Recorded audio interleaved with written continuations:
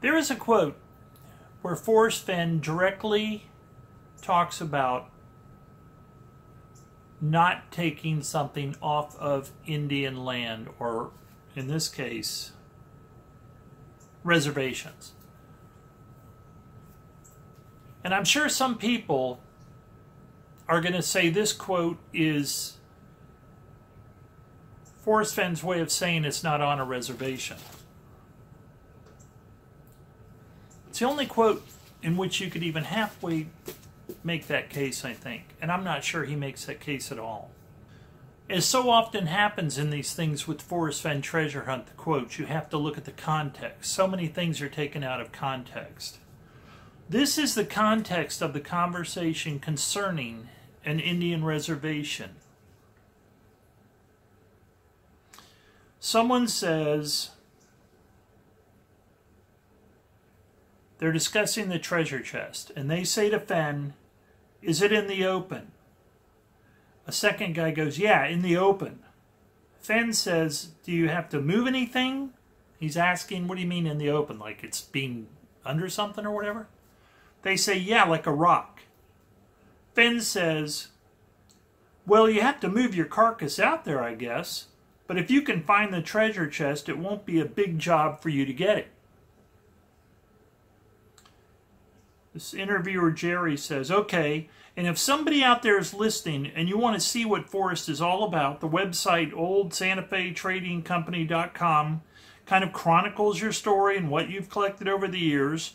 What was the first thing you collected as a young collector? Do you remember what you found? The first thing you ever found?" Hey, Belle. Yeah, I'm in here talking. What was that? Palisades just jumped about 2 feet up in the air. Are you coming down here? Can I show you to the folks? Uh-oh. Are you getting suspicious? I'm going to pick you up and show you to the camera. Belle doesn't like being on camera. I don't know why. Well, good grief, honey. Oh, here she comes. Here's Belle. Here's Belle, one of my 2 cats. She's black. Oh my God, she hates this. You're such a cutie with those green eyes. She's saying, "Please, God, let me down." Tober will get up here and just hang out on my shoulder. He doesn't care. But Belle does not like... I know. She's a very talkative cat. Aren't you talkative? Yeah, but if I don't pick you up, you're just like, yeah, just keep me out of the camera. Okay. Well, now I totally destroyed our whole conversation here. Basically, these guys are talking about Fenn finding treasure. They say, and if somebody, what was the first thing you collected as a young collector? Do you remember what you found? The first thing you ever found. Fenn says, well, what really started me when I was 9 years old, I found my first arrowhead with my father, and that started me on a life of adventure, really. That's, Belle's doing that to the camera tripod. If it was Tober in here, the camera would be on the floor right now. She's much smaller. It just amazes me how sometimes I have particular thoughts I want to get out, and these guys come in here and just sabotage it. You working for the FBI, Belle? Okay. So Jerry says, now when you're out there on Indian reservations and whatnot, do you ever worry about the Indian spirit? Or removing some of the stuff that it might bring a bad juju on you? Good Lord. Fenn says, well, I'm not worried about that, but you should not take things off Indian reservations. Jerry goes, yeah. Fenn says, the things that I have, the arrowheads that I found, came off of private property with a question mark. I guess he said, the things that I have, the arrowheads that I found, came off of private property? Then Torg says, did you ever get shot down as a pilot? And then they're off just talking about Vietnam. So there you have it, folks. Fenn's one time that he literally addresses taking stuff off a reservation. But in this particular case, he is not talking about the treasure, strangely enough. They do not say to him, if is the treasure on a reservation, and if so, can people take it? They specifically ask him about his collecting. So this is, I think, CBS Sunday Morning in 2015.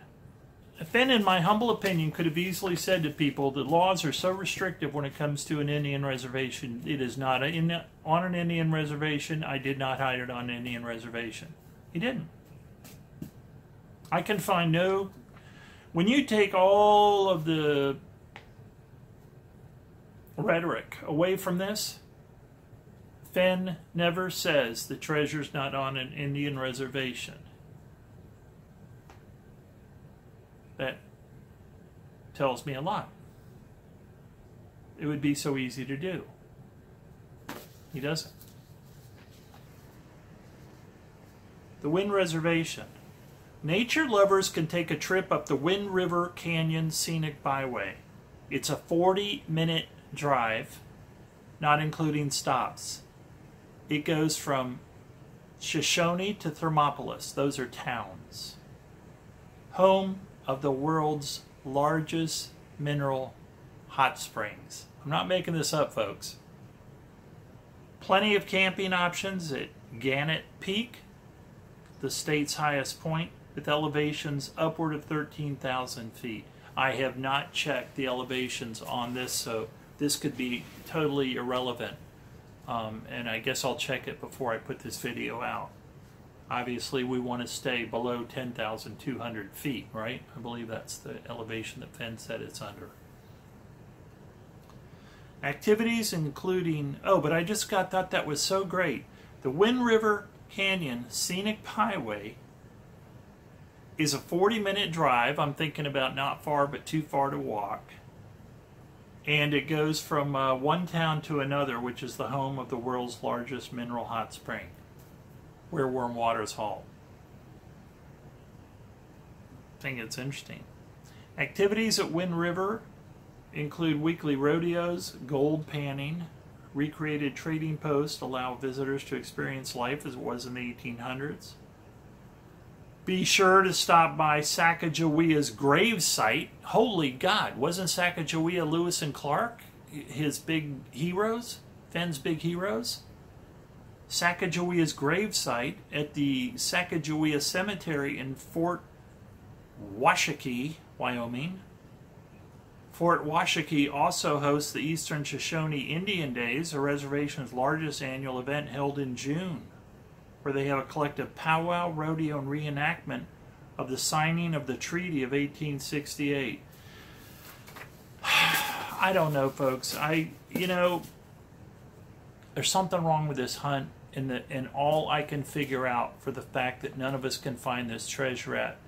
When I look at people like Dale Neitzel, and I look at people like Jenny Kyle, and I look at any number of other people who are obviously very smart and have been studying this for years and years and years and looking for it for years and years and years, and they haven't found it. Now, maybe they've been on the reservations, and I'm, probably shouldn't even bring them into it. But then all the rest of us, too, that are looking. I just speaking for myself. I have avoided the concept of the reservations. And while I'm at it, I guess I should say the same thing about private land, because, again, if you want to go with this concept, the only reason I think the Indian reservations and the tribal lands are more important than private land, and probably more important than any generic forest, is because of Forrest Fenn's incredible love of the Indians, to the point where he would have fought with the Indians at Custer's last stand. This man really loves the Indians and the Indian way of life. Why is it so surprising that he would bury this treasure on Indian land? It's not. It's only it's only alarming to us because we are like, or at least I am like, I don't want to go on Indian land. It really gets complicated, does it? Does it really get complicated if you go down the Wind River Valley and you find a treasure and just take it out in the trunk of your car without telling a soul? I don't know, folks. I'm talking about Wind River, and I wish I'd checked the elevations before I said any more. Wait a minute. Well, I just checked the reservation. It's weird to be using that word now that I'm talking about the hunt. Never thought I would. See what I mean? Never thought I would. Never even considered going on Indian reservation. It's been part of my mindset this whole time. Gotta go on federal park. Gotta go in a monument. Monument's the best. Monuments, you can just carry them out. Indian reservation, really complicated, but would that stop Forrest Fenn? It's really complicated. I can almost see Forrest Fenn sitting there going, I'm waiting for the guy who can handle really complicated. He'll deserve the treasure. These wimps who only go on land where they don't risk anything, and the less they risk, the more they're convinced I would have put it there for them. I'm beginning to really sit here and go, this is, I've got it completely backwards.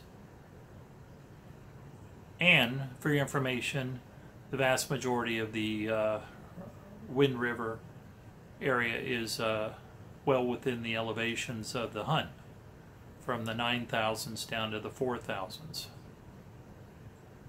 There are certain areas, so certain mountains that are very high, but a lot of it's well within the I don't know, folks. It's up to you. It's up to me. What kind of cojones? Do you have a pair? Is this really about not being meek? Or going places that aren't for the meek? Is this really about being brave in the real sense of the word? Or is that all just poetic verbiage that he throws out there because he wants to get you to the place? Or is Forrest Fenn telling you what he has said from the beginning? This is a real map that I'm taking you to, a real place. And if it says on it no place for the meek, it could really mean it's not a place for meek people. It's not a place for scared people. It's a place for brave people. Something to think about, that's all I can say. Well, I see I've just... Wait 1 second here. Oh, I wanted to say one more thing that I got off Jenny Kyle. It's something that I read about a long time ago.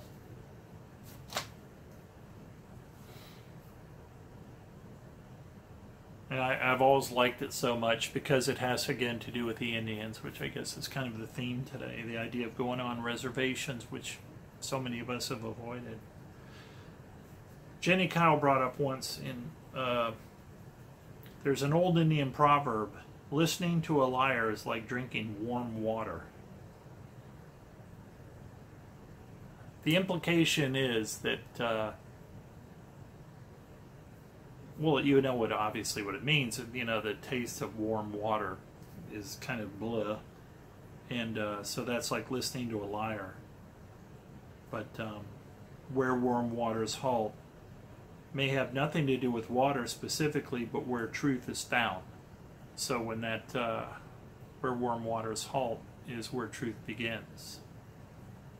Just something I'm throwing out there like I do things. Not necessarily connected to the concept of us going on to, or me, or you, well, us, going on a reservation, but has to be a reason we're not finding it, right? There's a reason we're not finding it. There's plenty of land out there. I'll put a map up and it'll show you. And there's plenty of land out there where there are reservations in the Rockies. Not a terrible amount, not a terribly large amount, as I found out, but it's there. And I think a lot of us are just avoiding it. Like poison ivy almost. I know I have been. That could be a reason no one's ever going to find this treasure. No one's ever going to find this treasure till they have the guts to go onto an Indian reservation and find it and take it and presumably keep their damn mouth shut. I know I would in that circumstance. See, I say I would in that circumstance, well, why wouldn't I if I was in a public park?